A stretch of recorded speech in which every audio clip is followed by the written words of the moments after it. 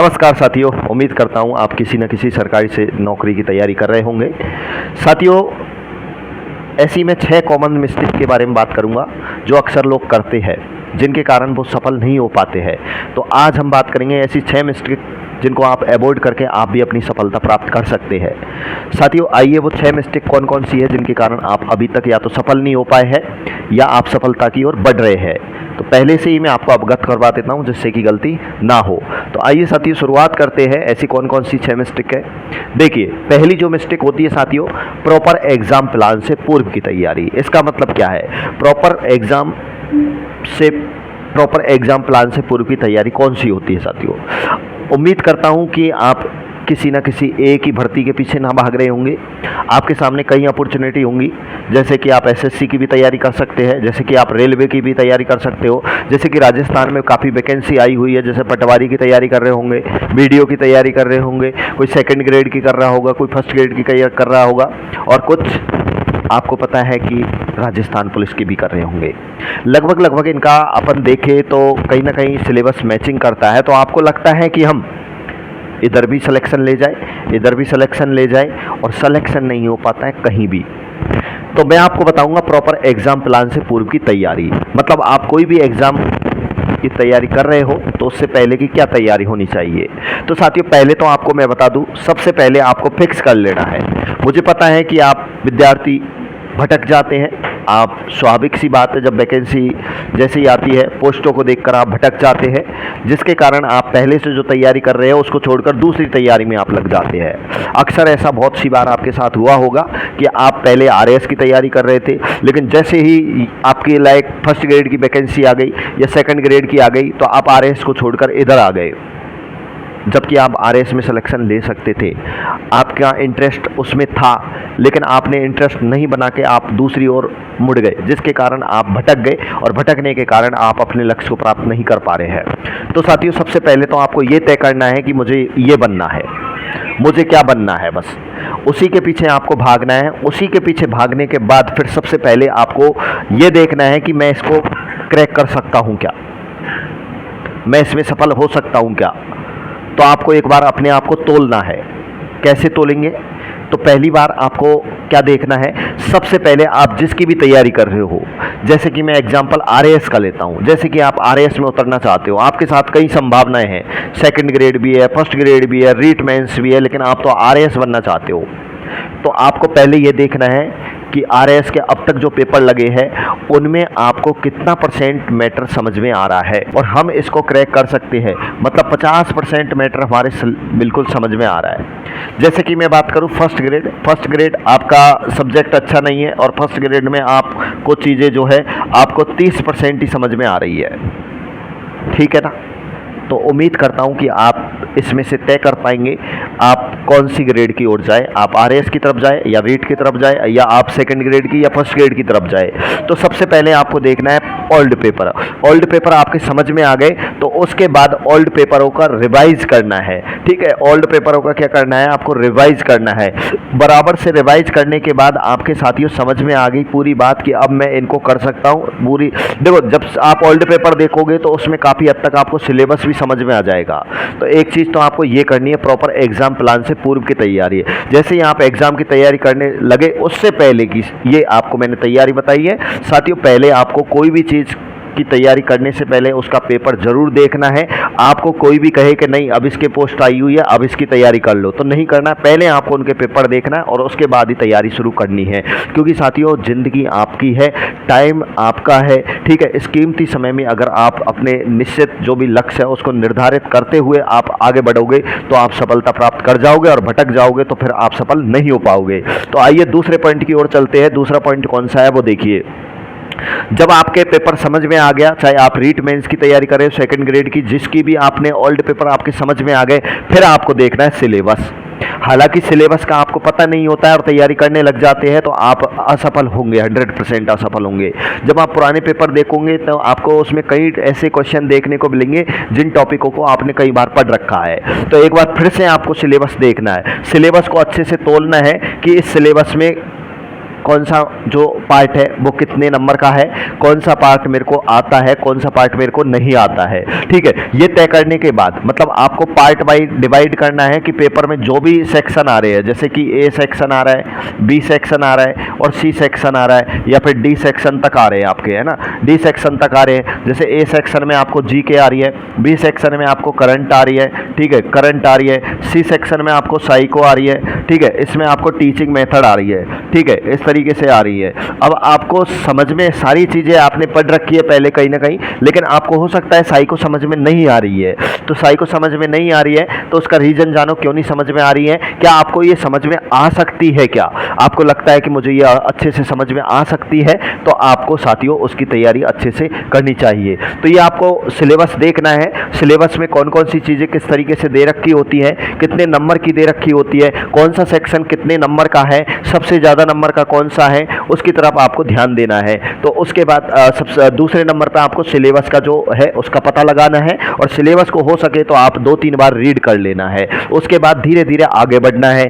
फिर देखिए थर्ड जो प्लान है साथियों, थर्ड जो आपका महत्वपूर्ण बिंदु है वो कौन सा है, थर्ड मिस्टेक जो आप करते हो वो है पेपर पैटर्न का पता नहीं होना। तीसरी सबसे बड़ी जो मिस्टेक करते हो आपको पेपर का पैटर्न पता ही नहीं है और आप मैदान में उतर जाते हो। अब पैटर्न का मतलब क्या हुआ साथियों, पैटर्न का मतलब ये होता है कि भैया पेपर पैटर्न का मतलब ये होता है कि आपका पेपर पैटर्न का मतलब ये होता है कि आपका जो पेपर है वो कितने तो क्वेश्चन आने वाले हैं, कितने इसमें जो है मार्क्स होने वाले हैं, क्या इसमें नेगेटिव है या नहीं है, नेगेटिव है तो किस तरीके की है, ओएमआर सीट में कितने गोले फील करने हैं, अगर एक गोले अगर छोड़ देंगे तो कितने नंबर कट सकते हैं। ये जो होता है साथियों वो पेपर पैटर्न होता है। पेपर को अगर आपको हल करना है तो किस तरीके से हल करना है, पहले कौन सी चीज़ हल करनी है, फिर कौन सी चीज़ हल करनी है। जैसे साइंस मैथ के काफ़ी स्टूडेंट होते हैं, साइंस मैथ वालों को जैसे फर्स्ट पेपर में साथियों जैसे कि सब्जेक्ट है, सब्जेक्ट में जैसे कि काफ़ी क्वेश्चन भी आते हैं, न्यूमेरिकल वाले आते हैं, टफ क्वेश्चन होते हैं, जो कैलकुलेशन वाले होते हैं, तो पहले कौन से क्वेश्चन करने हैं फिर बाद में कौन से क्वेश्चन करने हैं। तो पेपर पैटर्न का मतलब यही है कि आपको पेपर को देखना है अच्छे से देखने के बाद ये देखना है कि भैया इसका टाइम क्या है, ठीक है, पेपर का टाइम क्या है, टाइम के बाद ये कितने मार्क्स का है, मार्क्स के बाद आपको देखना है कि साथियों इसमें कितने क्वेश्चन आने वाले हैं, क्वेश्चन आने के बाद आपको देखना है साथियों इसकी नेगेटिव है या नहीं है, फिर आपको देखना है कि साथियों ओएमआर सीट है, ओएमआर सीट में कितने गोले आएंगे, 5 गोले आएंगे। मैंने कई ऐसे ओएमआर सीट वाले बच्चे देखे हैं जो कि 5वां गोला फील नहीं कर पाते हैं, जिसके कारण उनका रिजल्ट रुक जाता है। तो अच्छे से फिर आपको देखना है, इस ओएमआर सीट के बारे में लास्ट में चर्चा करूंगा। तो पेपर पैटर्न आपको बिल्कुल पता लगाना है, किस तरीके का पेपर दिया जाता है, ठीक है, इसमें किस तरीके के क्वेश्चन आते हैं, असत्य वाले आते हैं, थ्योरेटिकल आते हैं, ऑब्जेक्टिव आते हैं, किस तरीके का क्वेश्चन पेपर आता है, इस चीज़ का आपको इसमें थोड़ा सा आइडिया लगा लेना है। यह आइडिया लग गया है तो साथियों उसके बाद अगले पॉइंट की ओर चलते हैं सिस्टमिक तरीके से। फिर आपको ये सारी चीज़ें समझ में आ गई है, फिर आपको बनाना है स्टडी प्लान। बहुत सारे बच्चे मैदान में उतर जाते हैं, स्टडी प्लान नहीं बनाते हैं, साहब ये भी कोर्स ले लूँ, ये भी कोर्स ले लूँ, ये किताब ले लूँ क्या, वो किताब ले लूँ क्या। साथियों आपको सिस्टमिक तरीके से माइंड खर्च करते हुए आपको बनाना है स्टडी प्लान। स्टडी प्लान नहीं बनाने के कारण भी बहुत सारे बच्चे हो जाते हैं असफल। तो देखिए स्टडी प्लान का मतलब क्या हुआ साथियों, आपको स्टडी प्लान के अंतर्गत आपको ये देखना है कि भैया मुझे कौन कौन सी चीज़ों की आवश्यकता है, मुझे कौन कौन सी चीज़ों की आवश्यकता है, और मुझे जिन चीज़ों की भी आवश्यकता है उनको मुझे किस तरीके से मैनेज करते हुए बिल्कुल एग्जाम से पहले मुझे कंप्लीट कर लेना है। तो स्टडी प्लान में आपको यही तय करना है कि मुझे कौन कौन से संसाधनों की जरूरत पड़ेगी और उन संसाधनों को किस तरीके से पूरा करना है। तो देखो स्टडी प्लान में आपने ये देख लिया, इसमें सबसे महत्वपूर्ण बिंदु होता है टाइम टेबल। आपके पास में सब्जेक्ट आ गई कि मुझे ये चीज़ें पढ़नी है या मुझे इसकी तैयारी करनी है, जैसे रीट मेंस की तैयारी करनी है, ठीक है, रीट मेंस की तैयारी करनी है। अब रीट मेंस का आपके पास में डाटा आ चुका है, सब कुछ आ चुका है, वैकेंसी अनाउंस हो चुकी है, सब काम हो गया है। बस आपको सबसे पहले ये देखना है कि अब मुझे स्टडी प्लान जो है इसको फॉलो करना है, टाइम टेबल सेट करना है। अब साथियों टाइम टेबल आप सब्जेक्ट के हिसाब से ना करें, बेहतर होगा कि आप सब्जेक्ट के हिसाब से ना करें, अपने हिसाब से भी ना करें। कैसे करें, आप टॉपिक के हिसाब से टाइम टेबल सेट करें। जो भी टॉपिक है, जैसे कि आपको जैसे राजस्थान जीके है, राजस्थान जीके में आपने कोई टॉपिक उठा लिया, बहुत से बच्चे क्या करते हैं कि मुझे आज जो है हिस्ट्री पढ़नी है, हिस्ट्री मुझे 1 घंटे पढ़नी है, आर्ट एंड कल्चर मुझे 1 घंटे पढ़नी है, साइकोलॉजी मुझे 1 घंटे पढ़नी है। इस तरीके से टाइम टेबल सेट करते हैं। ये टाइम टेबल बिल्कुल गलत है साथियों। जैसे कि अगर मैं बात करूं, जैसे साइकोलॉजी का ले लेते हैं अपन, तो साइकोलॉजी में आपने एक टॉपिक ले लिया अधिगम, तो अधिगम को जब तक आपको सेट करना है अपने माइंड को, जब तक आपको टाइम टेबल में सेट करते रखना है, जब तक वो टॉपिक क्या नहीं हो जाए, बताओ, पूरा नहीं हो जाए। चाहे 2 घंटे लगे उसमें, चाहे 3 घंटे लगे, क्योंकि साथियों उसके बाद आप 1 घंटा पढ़ोगे, अधूरा रह जाएगा, कॉन्सेंट्रेशन नहीं बैठ पाएगा, इसलिए फिर आप इसको फिर से दोबारा देखोगे। इसलिए अच्छा यही होगा कि चाहे 2 घंटे पूरा हो, 1 घंटे पूरा हो, अधिगम जो भी टॉपिक है आपका, चाहे राजस्थान जी के हो, चाहे आपका इंडियन जी के हो, यानी कोई भी हो, एक टॉपिक को उठा लेना है कि भैया आज मुझे ये जो है आज मुझे कंप्लीट करना है ये टॉपिक, तो वो टॉपिक आपका कंप्लीट हो जाएगा। आपको कॉन्फिडेंस मिलेगा कि भैया मैंने एक टॉपिक आज कंप्लीट कर लिया है। जब आप अधूरा छोड़ दोगे तो आपको लगेगा यार पूरा तो हुआ ही नहीं, क्या करें, दूसरी सब्जेक्ट को उठा लिया और फिर से आपके वही रिकॉल हो रही है चीजें। ठीक है, तो आपको टाइम टेबल अपने हिसाब से सेट कर तो लेना है, लेकिन आपको टॉपिक के हिसाब से करना है। ठीक है, टॉपिक के हिसाब से, ना सब्जेक्ट के हिसाब से। ओके, उसके बाद अगर मैं आगे की बात करूं तो चौथे नंबर पे साथियों कंटेंट पर विश्वास नहीं होना। इसका मतलब क्या है साथियों, जैसे मैं कहूं कि भाई आपने मेरे से पूछा कि सर कौन सा कोर्स ले, हम ऑफलाइन करें ऑनलाइन करें, हम कहां से पढ़े सर, मैंने बता दिया कि भाई वो सर अच्छा पढ़ाते हैं, उसका कोर्स ले लो। आपने ले लिया मेरे कहने पे, आपने पूरा पढ़ लिया, आपने 400 वीडियो देख लिए, देखने के बाद भी आप भटक गए बाजार में, आपने देखा यार ये बात तो हमें उस मास्टर ने लिखा ही नहीं, और उसके बाद आप उस चीज़ को देख के आप जो है एक किताब और लिया है उसी चीज़ की, सेम टू सेम की एक और किताब लिया है। फिर मैं आया भैया, मैंने कहा राजस्थान जी के मेरे से पढ़ो, मैं बहुत बेहतरीन पढ़ाता हूँ, मैं इतने शानदार क्वेश्चन करवाता हूँ, ये करवाता हूँ वो करवाता हूँ, 2 चीज़ पहले से ही आपके, तीसरी चीज़ आप मेरी तरफ भी भटक गए, अरे ये सर तो बहुत शानदार पढ़ा रहे हैं, पहले से ही आप 400 वीडियो में टाइम खर्च कर चुके हो, एक किताब और एक्स्ट्रा लिया है, फिर मेरे नोट्स पढ़ रहे हो आप। कितनी चीज हो गई बताओ, 3 चीज हो गई। आपके दोस्त से बात की आपने, आप क्या पढ़ रहे हैं भैया, मैं तो उसकी किताब पढ़ रहा हूँ, वो मास्टर बहुत अच्छा पढ़ाता है, उसके पहले के क्वेश्चन जो है पूरे के पूरे किताब में से छप गए, इस तरीके से ये वो भाई साहब वो कौन सी किताब है।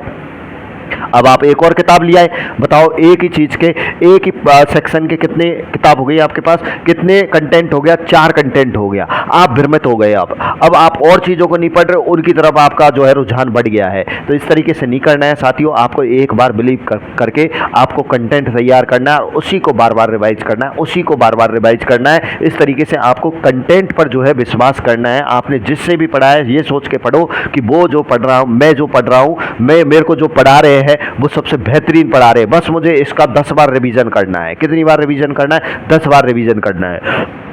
तो इस तरीके से आपको कंटेंट पर क्या करना होगा, विश्वास। मैं देखता हूं बाजार में बच्चों के पास बहुत सारा कंटेंट होने के बाद भी किताब भर रखी है, किताब भर रखी है, इतनी भर रखी है कि साथियों समझ नहीं पाता है कि कौन सी को पढूं कौन सी को नहीं पढूं, है ना। बाजार में अच्छे अच्छे यूट्यूबर आ गए, अरे ये बहुत अच्छा पढ़ा रहा है, उसके पीछे लग गए, है ना, उसके पीछे लग गए। आपका पूरा जो भी कोर्स ऑनलाइन था उसको एक साइड कर दिया, अपने रजिस्टर जो हाथ से लिखे थे उनको एक साइड कर दिया, यूट्यूब पे टाइम बर्बाद कर रहे हो, बताओ। तो भैया कंटेंट पे आपको विश्वास रखना पड़ेगा, जब जाके आप सफलता प्राप्त कर सकते हैं। अगला है साथियों शिक्षा के सागर में डूब जाना। शिक्षा के सागर में कैसे डूब जाना, बस आप पीछे पड़ रहे हो, ये भी ले लूँ, ये भी ले लूँ, ये भी ले लूँ, ये भी ले लूँ, ये भी ले लूँ, और साथियों आप डूब गए, आपके पास अथाह भंडार हो गया, आप कुछ भी नहीं पढ़ पा रहे हैं, आप भ्रमित हो गए हैं। अब करें तो क्या करें, आप असफलता का मुंह देखने वाले पक्का।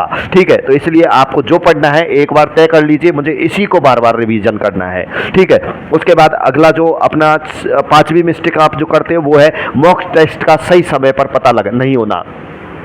अब सबसे इंपॉर्टेंट बात यह है कि आपने क्या ले लिया, कोर्स भी ले लिया, जैसे ऑफलाइन ज्वाइन भी कर लिया। बहुत सारे कोचिंग वाले क्या करते हैं कि ऑफलाइन कोचिंग के साथ साथ टेस्ट सीरीज भी चलाते हैं। साथियों आपने ना तो पूरा सिलेबस पढ़ा है, ना आपको पूरी सिलेबस की जानकारी है, और हाथों हाथ टेस्ट सीरीज भी दे रहे हो, और वो भी पूरे सिलेबस टॉपिक वाइज सिलेबस के अकॉर्डिंग। साथियों आपका कॉन्फिडेंस लो हो जाएगा। आप देखोगे तो आपकी 400 बच्चों में आपकी 350 भी रैंक आएगी, तो आपको लगेगा अरे मैं तो पास हो ही नहीं सकता हूं। इसलिए चाहे ऑनलाइन टेस्ट सीरीज ले, चाहे ऑफलाइन टेस्ट सीरीज ले, एक बार पूरे सिलेबस का एनालिसिस करके और पूरा सिलेबस पढ़ने के बाद ही आप टेस्ट सीरीज लगाए, मॉक टेस्ट सीरीज लगाए। ये चीज़ का आपको ध्यान रखना है। इसलिए टेस्ट सीरीज का सही टाइम क्या है, एग्जाम से 2 महीने पहले। एग्जाम से 2 महीने पहले हो सके तो आप ऑफलाइन टेस्ट सीरीज ज्वाइन करें। ऑफलाइन टेस्ट सीरीज में आपको जो है OMR शीट बढ़ने की भी क्या हो जाएगी, प्रैक्टिस हो जाएगी। OMR की बहुत सारी बच्चों की गलतियां होती है, वो यहाँ पे सुधर जाएगी, लेकिन 2 महीने पहले आपको टेस्ट सीरीज पे टाइम वेस्ट करना है। पहले ना करें, आप अपना कॉन्फिडेंस लो कर सकते हैं अगर पहले ज्वाइन करोगे तो। उसके बाद लास्ट एक मंथ एग्जाम स्ट्रेटजी क्या होनी चाहिए। भैया लास्ट एक मंथ रहा है अब परीक्षा का, अब क्या करना चाहिए।